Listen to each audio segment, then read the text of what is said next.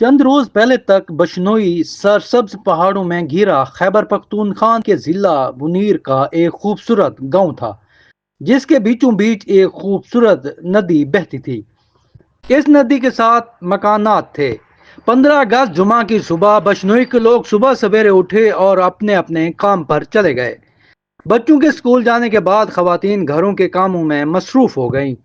یہ سب اس بات سے بے خبر تھے کہ اگلے لمحوں میں کیا ہونے والا ہے۔ اس صبح شدید بارش ہوئی۔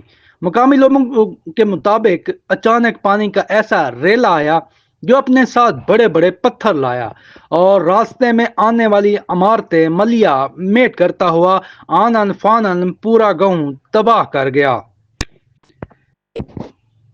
ہم اس علاقے میں پہنچے تو اکثر لوگ ہی بشنوئی گاؤں کی طرف روانہ تھے۔ ہم پیر بابا بازار سے نکلے تو چند منٹ کے بعد گاؤں کی ایک سڑک سے گزر رہے تھے جہاں ہر طرف ہریالی تھی اور مکئی کے پودے پھل دینے کو تیار تھے۔ آس پاس باغات تھے۔ تھوڑی دور آگے گئے تو بڑی تعداد میں گاڑیاں کھڑی تھیں۔ ہم اس راستے پر پیدل روانہ ہوئے۔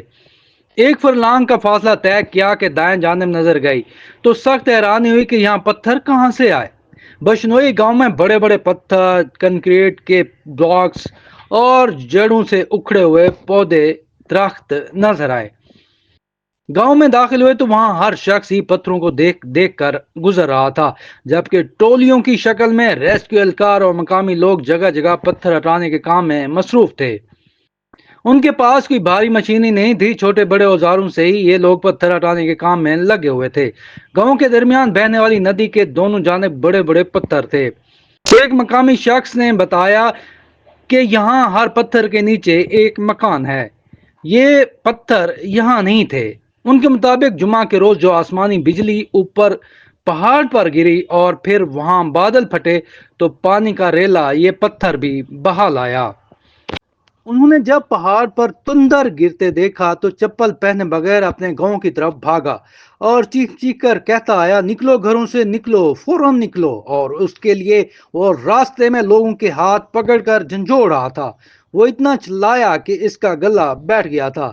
انہوں نے ایک ہی سانس میں یہ بتاتے ہوئے کہا کہ اس نے اور دیگر لوگوں نے کچھ لوگوں کو بچا لیا لیکن پانی بہت تیز تھا، اسے کسی پر رحم نہیں آیا۔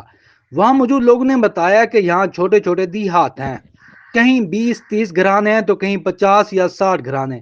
بارشوں اور سیلابی ریلے نے لگ بھگ سب کو متاثر کیا۔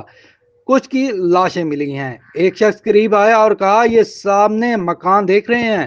ہم نے بغور دیکھا لیکن وہاں کوئی مکان نہیں تھا۔ ہمارے کہنے پر انہوں نے بتایا کہ یہ بنیاد نظر آ رہی ہے، یہاں ایک ہی گھر میں جوائنٹ فیملی کے طور پر 20 افراد رہتے تھے۔ ان میں سے 18 افراد اب نہیں رہے۔ کچھ کی لاشیں ملی ہیں اور کچھ کی اطلاع جاری ہے۔ 2 افراد زندہ بچ گئے ہیں۔ ان سے پوچھا کہ وہ کہاں ہیں تو انہوں نے بتایا کہ انہیں تو ہوش ہی نہیں ہے، ان کی سمجھ بوجھ کام نہیں کر رہی، اگر کوئی بات پوچھنا ہے تو وہ رونے لگ جاتے ہیں۔